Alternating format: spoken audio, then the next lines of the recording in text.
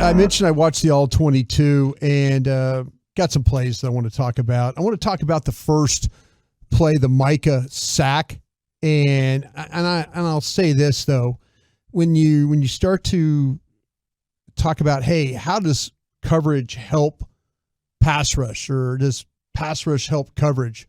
In this case, I think that it was coverage that helped Micah Parsons get this sack, because I really like what they were able to do in the secondary for the Cowboys and how they play this. They were the Vikings were going to get in like a bunch formation. We've seen the Cowboys struggle with that. We've seen it when they get tight, when opponents get tight together and then scatter. The Cowboys have a little bit of some problems of covering that. Well, they played this bunch formation on that particular 3rd and 3 by playing a zone is what they did. And the Vikings thought that they were going to get some man coverage, so they're going to run these picks. Well, as they're running the picks to try and free free Thielen across the field, they've got the Cowboys have the safety playing in the middle of the field, standing right there along the line of scrimmage. And you can clearly see from the end zone copy that Cousins wants to throw the ball in the crossing route, and he sees the safety standing right there, Kerr standing right there, and doesn't do it. And so he pulls it down. He tries to evade and get out to the right of the pocket. And that's where Micah was able to run him down from behind and then knock the ball loose. So great job by the Cowboys. Right defensive call. Great job of playing. Kerr's playing where he needed to be and not allowing Thielen the opportunity to cross his face. And then also by doing that, it got to where Parsons was able to make the sack. Really nice job on that. Have you seen some games where the Cowboys have been caught in man coverage in those personnel moments? Yeah. Okay, or those schematic moments? Yeah, and to me it was almost like they were thinking that okay, out of this bunch we're going to, the Vikings were looking at it as like, okay, we're going to run picks because they're going to play man coverage in this down because they're going to bring pressure. And in fact, it was just they played them straight up as a zone, and it really worked out well. It's a great call by Dan Quinn, great finish by Parsons, and great job by Kearse standing in the way, making the play. All right, the play that the Armstrong sack that got Christian Darrisaw out of the game was super impressive. I never kind of thought that you would see a situation where Armstrong would be able to walk a guy back, but he completely walked Darrisaw right back into Cousins. And I mean, like the collision of Cousins trying to throw and then the impact and all that, that's what got Darrisaw, got the concussion, and he was out of the game. And that kind of turned the game around for, I think, the Vikings in a way where they lost their best offensive tackle. But great job of great strength and power by Armstrong to make that push and take him all the way back to the quarterback and get him out. Because later on, they're going to get a sack. They're going to get a sack because of putting Blake Brandel in the game. They're going to get a sack with him in the game. So having him as Micah Parsons' second sack, he's going to beat Brandel inside. I mean, he just never gave an opportunity, never got his hands on him. I mean, just the inside, just rush straight to the quarterback. Great job by Parsons there making it happen. Now, the reason I bring this one up is because on that play, though, Thielen was open underneath. Like he's going, if Armstrong doesn't get there, it's a big play. Yeah, no, this is the Micah sack. Second Micah sack. He's if Micah doesn't get there, he's going to be able to get the ball underneath the Thielen right there, and he's open on the play. And by making that sack, he wasn't able to do so. So great job by that making it happen right there.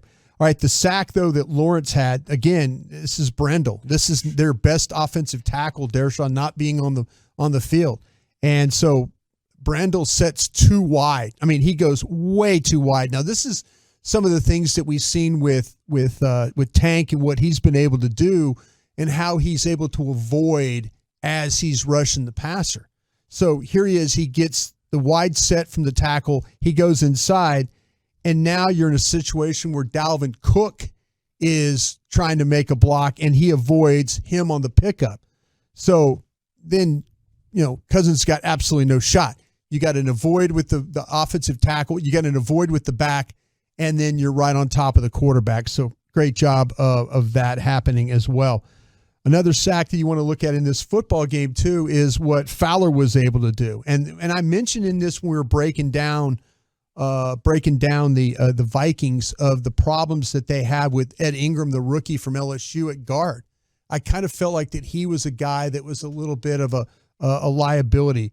But here again, you get the situation where Fowler's able to set him really wide and then come right back underneath him and then right on top for the sack. So, great job by those guys, of making plays like that in order to get sacks. Now, let me focus in a little bit on some of the offensive stuff that I saw in this football game from the All-22 that I was able to mark up.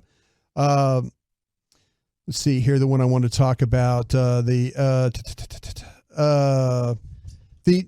thing about it was, I want to talk about a really nice the play, the setup of the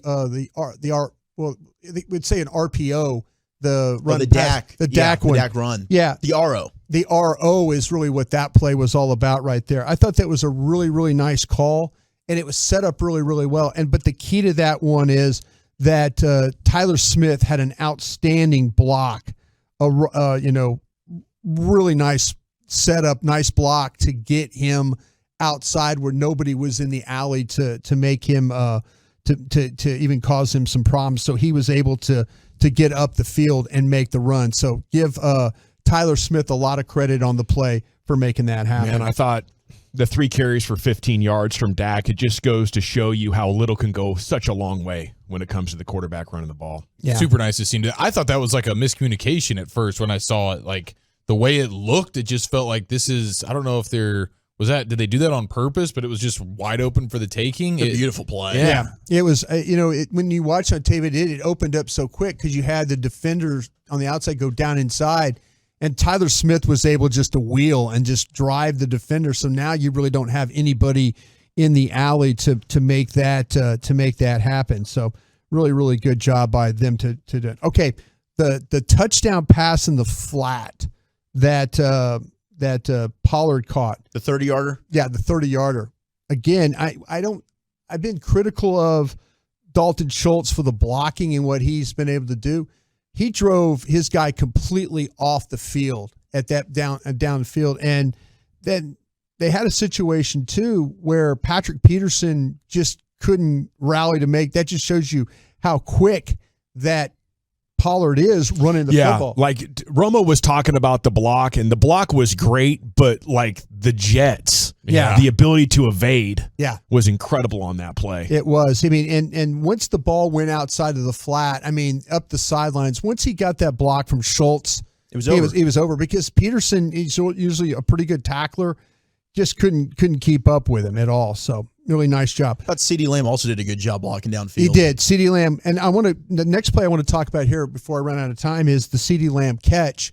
And we were all asking about how to get Turpin more involved in that. And on the catch that CeeDee made, that like the Terrence Williams toe drag before the half. Oh, it was amazing. Okay. They set that play up. It's going to be, they pull the center all the way to the edge. They pull Broaddus to the edge and then turn him around so they're going to seal with the center inside. So Dak is naturally, it was a design run to the outside. And once he got to the outside, they had Turpin running a vertical 9 route. They were going to try and launch the ball to Turpin on the play. And so you really had 3 levels of the throw. You had the level of Schultz underneath, which Dak, no. Then you had Lamb in between, and then you also had Turpin all the way down the field. So the play was designed, I believe, to try and get the ball to Turpin, but the safety went deep, and that left the space between Turpin and Dak right there, and that's why he was able to throw the ball right there. But a great decision by Dak, not just to throw the ball down the middle of the field or down the sideline and maybe get intercepted right there. He went to the right spot. Good read by him to make that throw, and great job by Lamb being able to being able to cup his hands. But that was a play. That was a play. Yeah, that was a play designed to get it to Turpin on the fly right there.